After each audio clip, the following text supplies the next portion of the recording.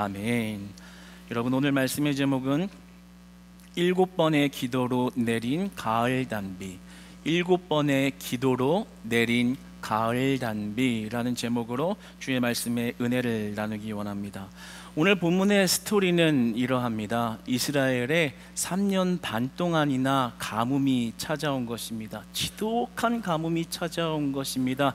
특별히 3년 반 동안 비 한 방울이 내리지 않는 지독한 가뭄이 그들에게 찾아왔습니다. 하늘이 굳게 닫혔습니다. 땅은 갈라졌습니다. 곡식들은 메말라갔습니다. 먹을 것이 떨어졌습니다. 동물들이 죽어갔습니다. 사람들이 죽어갔습니다. 나라 전체가 죽어가고 있었습니다.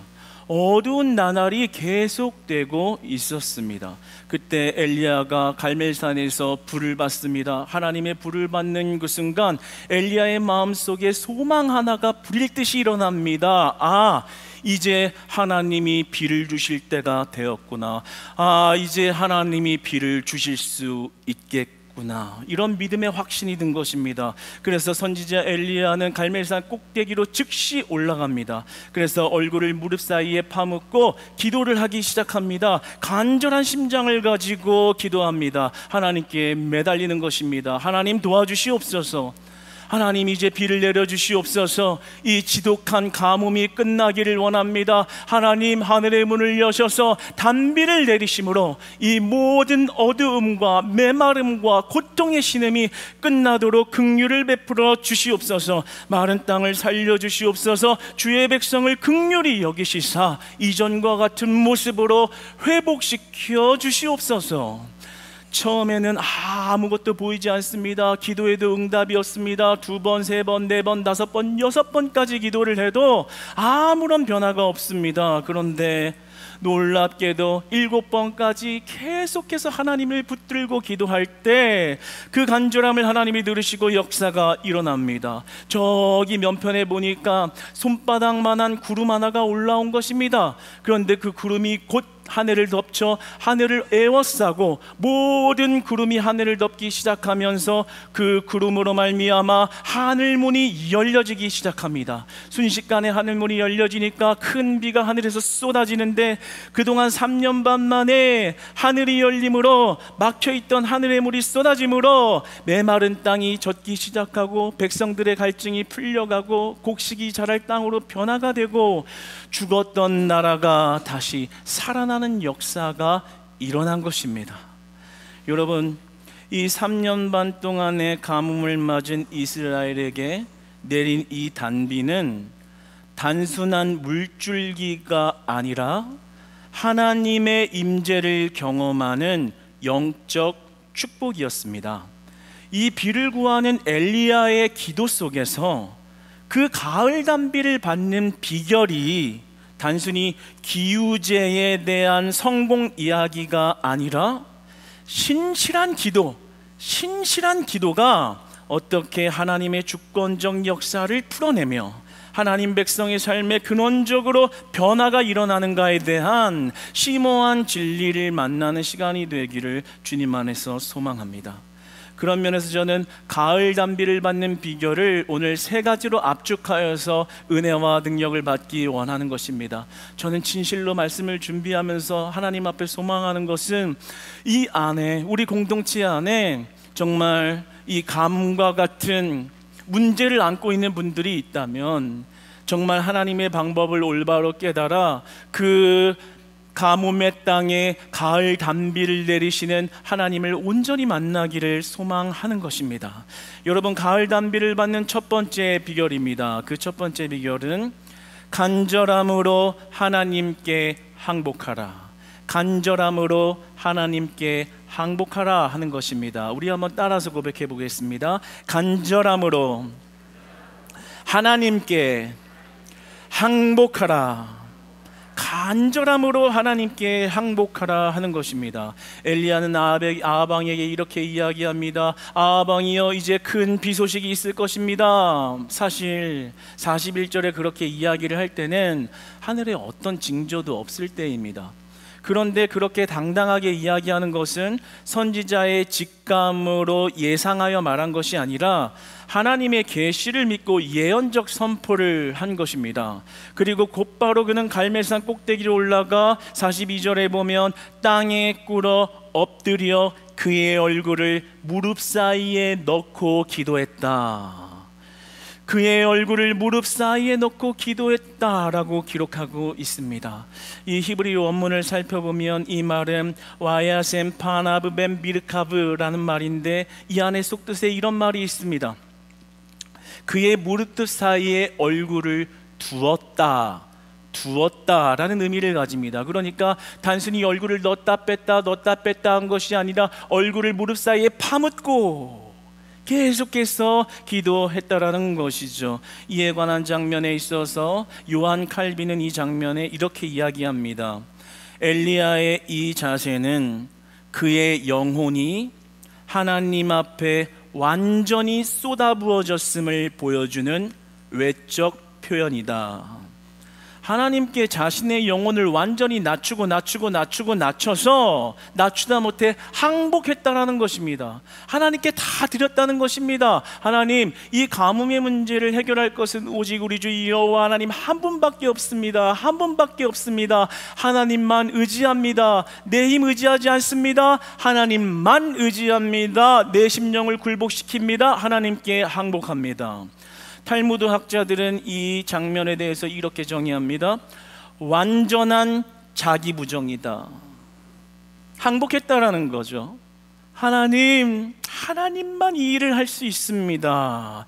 엘리야의 기도의 자세는 선지자의 열정으로 인한 단순한 감정적 상태가 아니라 전인격적인 항복의 기도를 보여줬다는 거예요. 하나님께 완전히 항복한 기도. 여러분, 하나님께 항복한 사람은 가을 단비를 맞습니다. 하나님께 항복한 사람은 가을 단비를 맞습니다. 우리가 엘리야처럼 이 세상에서 가뭄을 경험할 때 먼저 하나님 앞에 나아가야 할 자세는 항복하는 자세인 것입니다. 우리의 심령이 먼저 하나님께 항복해야 하는 것입니다. 항복한다는 것은 이런 것이죠. 하나님만이 내 가뭄에 단비를 내리십니다. 내 모든 것 하나님 의지합니다. 주님 긍휼히 여겨주세요. 다른 것 의지하지 않습니다. 내 능력 의지하지 않습니다. 돈 의지하지 않습니다. 내 커리어 의지하지 않습니다. 이 문제를 해결하실 것은 오직 우리 주 여호와 하나님 한 분밖에 없습니다. 완전히 항복해버린 거예요. 그 영혼을 쏟아부었다고 표현하죠. 그만큼 하나님만 붙듭니다. 내 인생의 가뭄이 계속되고 있는데도 하나님을 찾지 않는 것은 아직 영적으로 하나님께 항복하지 않았기 때문입니다. 하나님께 항복하지 않으면 내 가뭄은 자연이 해결할 것이다, 사람이 해결할 것이다, 돈이 해결할 것이요, 직업이 해결할 것이요, 인맥이 해결할 것이요. 항복하지 않은 자들은 다른 것을 의지하고 있는 것이죠. 이러한 자들은 절대로 간절하게 기도할 수 없습니다. 왜냐하면 하나님께 항복하지 않았기 때문에 하나님을 찾는 간절함이 나오지 않기 때문입니다. 내 인생의 가뭄을 경험하고 있는데도 기도하러 나오지 않는다. 이것은 아직 하나님께 항복을 안 한 겁니다. 그들의 마음 안에는 이런 마음이 있는 거예요. 정말 하나님 찾으면 해결된다고? 솔직히 돈이 해결하는 거지, 솔직히 능력이 해결하는 거지, 솔직히 인맥이 해결하는 거지, 솔직히 돈 많은 거, 재산 유산 받은 게 해결하는 거지. 어떻게 기도하고 찾는다고 해결된다는 말이냐? 아직 하나님 앞에 항복이 안 된 사람입니다. 여러분, 그러나 우리는 이 말씀의 도전을 받고 기억해야 할 것은 우리의 심령이 하나님께 먼저 온전히 항복하는 영혼이 되어야 한다는 것입니다. 땅에 무릎을 꿇고 무릎 사이에 머리를 넣는 항복을 주님 앞에 내보이는 것이죠. 내 안의 인생에 계속해서 사라지지 않는 이 가뭄 가운데 여러분, 하나님 앞에 먼저 항복하시는 저와 여러분 되시기를 축복합니다. 항복하시는 우리 공동체 되기를 축복합니다.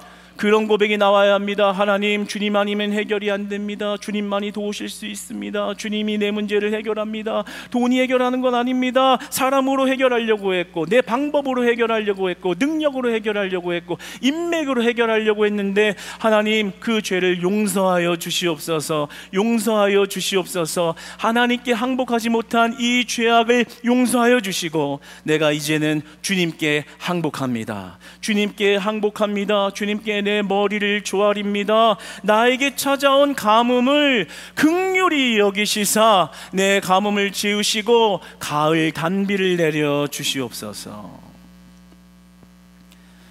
이런 하나님을 향한 항복이 회복되고 나면 그때서야 간절한 기도를 할 수 있는 것입니다. 여러분, 우리는 하나님 앞에 기도할 때 간절하게 기도해야 합니다. 우리 옆에 분들하고 한번 인사해 보세요. 간절이 아니고요, 간절히 기도합시다. 간절히 기도합시다. 여러분, 오늘 본문에 보면 얼굴을 무릎 사이에 넣었다, 그리고 넣어두었다 라고 기록이 되어 있는데, 이 현상에 대해서 구약학자 발터 부르그만은 이 자세를 이렇게 표현합니다. 이 자세는 해산하는 여인의 자세와 유사하다. 엘리야는 마치 새 생명을 낳듯이 출산하는 진통을 경험하고 있는 것이다. 여러분, 무릎 사이에 얼굴을 넣고 계속해서 기도하면 어떻게 되겠습니까? 허리 디스크가 튀어나올 것처럼 아프겠죠. 온 뼈마디와 장기가 아파 죽을 것입니다. 오늘 구약학자 발터 부르그만의 표현에 의하면 해산하는, 출산하는 여인의 고통과 맞먹는 것이다. 우리의 영혼 깊숙한 곳에서부터 터져나오는 절박함과 하나님의 축복을 향한 갈망이 때로는 고통스러울 정도로 몸부림치는 기도가 하나님의 가을 단비를 부르는 기도의 응답이 된다는 것입니다. 그러므로 우리가 주님 앞에 기도할 때는 그러한 간절함을 보이는 기도를 하나님 앞에 드려야 한다는 것입니다. 사랑하는 여러분, 우리의 가뭄의 문제를 놓고 하나님 앞에 기도할 때 정말 오늘 엘리야의 기도처럼 간절하게 기도하시는 우리 크리스찬 교회 공동체 되시기를 축복합니다. 그 기도는 하나님이 들으시는 기도요, 하나님이 움직이시는 기도요, 하나님이 가을 단비를 내리시는 기도가 되는 줄로 믿습니다. 저는 최근에 이런 간절한 기도의 응답을 경험한 것이 있습니다. 우리 교회 안에 축구를 전공하고 있는 학생 한 명이 있습니다. 그런데 이제 아기 때부터 이렇게 자라면서 담임 목사님의 특별한 사랑과 기도를 먹고 자란 아이죠. 몇 달 전에 이렇게 학교 안에서 중요한 경기가 이렇게 있어서 시합을 했습니다. 그런데 그 시합을 할 때 그 특별한 아이를 위해서 우리 가정이 같이 기도했죠. 저, 사모, 아이 2명 이렇게 해서 집에서 이제 TV를 보면서 이제 기도한 것입니다. 이제 TV를 보면서 저는 이제 무릎 꿇고 기도하면서 이제 중계를 보는 것이죠. 그런데 경기가 생각보다 마음처럼 잘 안 풀리는 것입니다. 약간 지는 쪽으로 이렇게 자꾸만 기우는 것입니다. 기도하고 두 손을 모으고 두 손을 들고 온 신경을 집중해도 그래도 경기가 잘 안 풀리는 거예요. 그래서 그냥 일반적으로 보면 졌다, 지겠다라는 싶을 지점까지 갔습니다. 그래서 이게 안 되니까 제가 어떻게 했냐면 이제 선지자의 심정으로 이제 옷을 찢자, 그래서 막 옷을 막 찢었어요. 그런데 옛날에는 옷도 잘 찢어졌는데 제가 힘이 없어진 건지 옷이 질긴 건지 안 찢어지더라고요. 어떻게 했냐면 이제 옷을 벗었어요. 벗어가지고 그냥 식탁 아래다가 그냥 내팽겨치고 팀 앞에 무릎을 꿇고 두 손을 활짝 들고 전기업 가운데 모든 그 점 하나 같은 에너지와 신경이 다 모이는 간절함으로 하나님 앞에 기도한 거예요. 옆에 우리 9살, 5살짜리 남자 우리 아이 2명이 처음에는 어이가 없어서 웃다가 좀 있다가는 비난하고 조롱하고 그러다가 나중에는 제가 계속 진지하게 끝까지 그러니까 자기들도 와가지고 그 아이를 같이 응원하고 이겨라, 누구누구 이겨라, 이겨라. 그런데 여러분, 놀라운 일이 벌어진 것입니다. 그렇게 경기를 하고 질 수밖에 없는 환경 가운데서 하나님께서 역전에 역전을 거듭하게 하시고 역전에 역전을 거듭하게 하시고 올라가게 하시고 결국에는 결승까지 올라가게 하시고 결승을 넘어 우승하게 하신 줄 믿습니다. 할렐루야. 우리 하나님께 영광 올려드립시다. 뿐만 아닙니다. 그 기도를 먹고 자란 그 아이가 그날 거기서 MVP가 되었다는 사실 믿으시기 바랍니다. 한 번 더 하나님께 영광 올려드립니다. 하나님 감사합니다. 제 고백에 이런 고백이 나오는 것입니다. 기도하면서 하나님, 저 수많은 학생들 저렇게 축구 시합을 하는데 저기서 하나님, 저렇게 특별한 기도 먹고 자란 아이가 저 아이 말고 다른 아이가 있겠습니까? 없지요. 그렇다면 누가 그 가을 담비의 축복을 받아야 됩니까? 기도를 가장 많이 받은 아이가 받아야 되지 않겠습니까? 하나님 도와주시옵소서. 가을 담비를 내려주시옵소서. 안 되는 것을 되게 하시는 하나님의 놀라운 은혜로 만나주시옵소서. 하나님은 그 기도 가운데 기적을 베푸시고 은혜를 베푸신 것입니다. 그 하나님은 동일한 우리의 하나님인 것입니다. 자, 그러고 나서 한 가지 놀라운 은혜 경험한 것이, 참 큰 영적인 교훈을 얻은 것이, 그렇게 모든 에너지를 쏟으면서 기도하고 나니까 저도 힘이 그냥 털푸덕 빠지더라고요. 온몸에 힘이 쭉 빠지더라고요. 사모는 옆에서 그렇게 하다가 이제 몸살까지 좀 이렇게 오고 그랬는데, 그걸 보면서 하나님이 주신 마음이 있어요. 그 마음이 뭐냐면, 가뭄의 때에 가을 담비를 구하는 기도를 할 때는 절대로 느슨하게 기도해서는 안 되는 것이구나. 하나님 앞에 간절함을 보이며, 그 간절함이라는 것이 오늘 아까의 표현에 여인이 해산의 고통을, 출산의 고통을 하는 그 심정의 간절함까지 이르러서 기도할 때 그 간절함을 받으심으로 하나님이 가을 담비를 내리시는 거구나. 사랑하는 여러분, 우리가 하나님 앞에 가을 담비를 구할 때 어때야 합니까? 느슨하게 기도하면 안 되는 것입니다. 하나님 앞에 간절함을 다해서 기도하는 저와 여러분 되시기를 축복합니다. 여러분, 우리 남자들은 해산의 고통을 잘 모르죠. 저도 아직까지 출산은 못 해봤어요. 그런데 눈으로는 봤죠. 그렇죠? 우리 남편들, 우리 아이 이렇게 출산할 때 옆에 있잖아요. 옆에 없었던 분들 많이 회개기도 하세요. 뭐 어떡해요. 평생 빚진 자로서 아내한테 빚을 갚으시란 말이에요. 저는 있었기 때문에 조금 자유한데, 근데 제가 출산하는 걸 옆에서 보면서 느꼈던 마음 뭐였냐면, 순간적으로 조금 우리 아내한테, 사모한테 좀 미안하지만, 하나님, 남자로 태어나게 해주셔서 정말 감사합니다. 미안해요. 근데 그런 마음이 들더라고요. 솔직하게 하나님, 저였으면 못했을 것 같습니다. 하나님, 진짜 저는 남자로 태어난 게 천만다행입니다. 너무 감사합니다. 네. 차라리 군대 2번 갔다 오는 게 낫겠습니다. 네, 그런 고백도 하게 되더라고요. 사랑하는 여러분, 우리가 하나님 앞에 나아갈 때, 우리 교회가 하나님 앞에 나아갈 때, 가뭄의 문제를 들고 나아갈 때는 간절하게 나아가야 하는 것입니다. 여러분의 직장의 문제, 사업장의 문제, 가정의 문제, 자녀의 문제, 관계의 문제, 경제적인 문제, 가뭄이에요. 하나님이 3년 반 동안 주신 가뭄처럼 해결되지 않는 문제를 안고 있을 때, 가을 담비를 부르는 기도는 하나님께 항복하고 간절함으로 나아갔을 때 그 기도에 가을 담비를 내리시는 것입니다. 여러분, 저는 진실로 이 엘리야의 기도가 여러분의 기도가 돼요. 우리가 기도하는 것마다 가을 담비를 부으실 수밖에 없는 하나님의 축복이 임한 예배 공동체가 되기를 소망합니다. 가을 담비를 받는 비결 2번째입니다. 가을 담비를 받는 비결 2번째는 하나님의 때를 기다리며 계속 기도하라 하는 것입니다. 우리 같이 한번 읽어보겠습니다. 시작.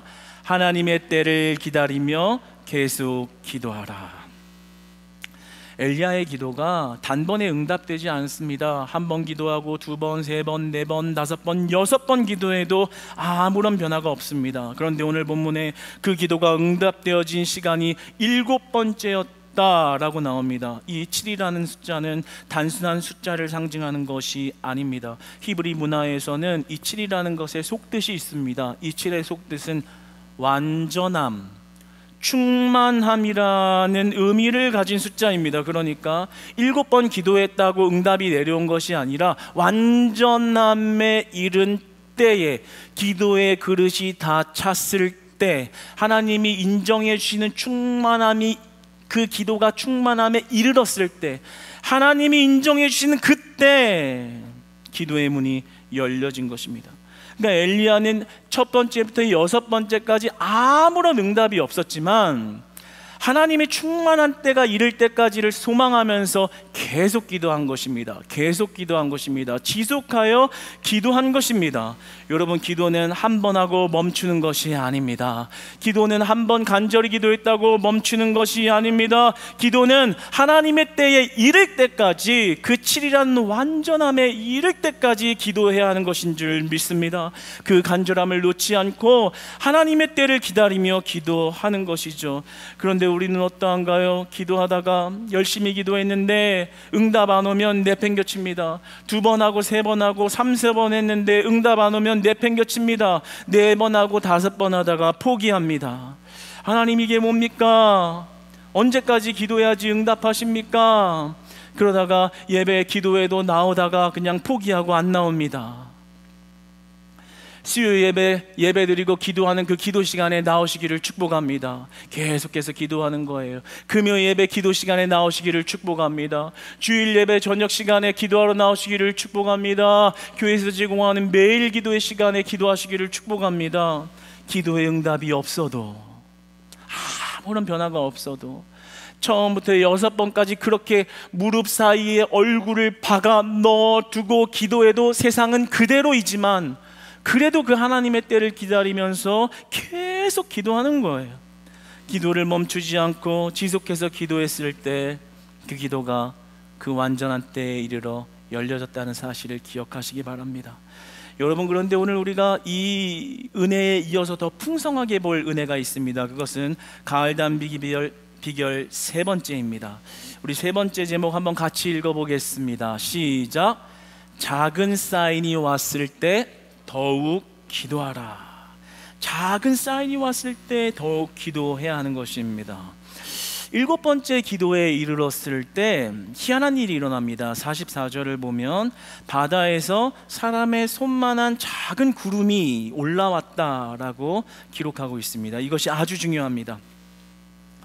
겨우 사람 손만한 작은 구름이 올라왔습니다.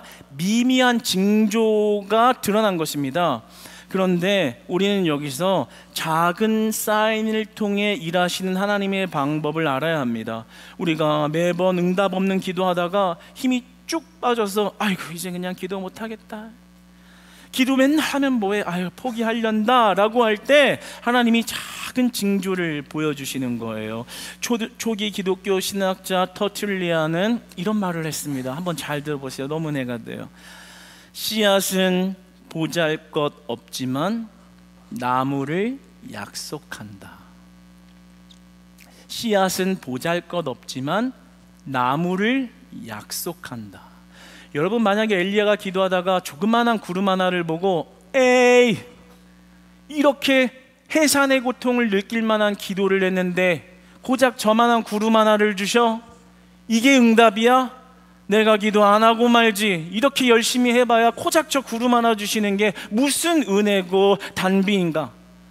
포기하고 갈 수도 있는 거지 않습니까? 그런데 이 말이 얼마나 은혜가 돼요. 씨앗은 보잘것 없지만 나무를 약속하고 있다. 엘리야는 작은 징조를 통해서 하나님의 때를 본 거예요. 하나님의 완성된 때를 본 거예요. 비를 내려주실 하나님의 은혜를 본 겁니다. 작은 구름을 보면서 맞이할 큰 단비를 본 것이지요. 그래서 더 기도하고 더 강력하게 기도했던 것입니다.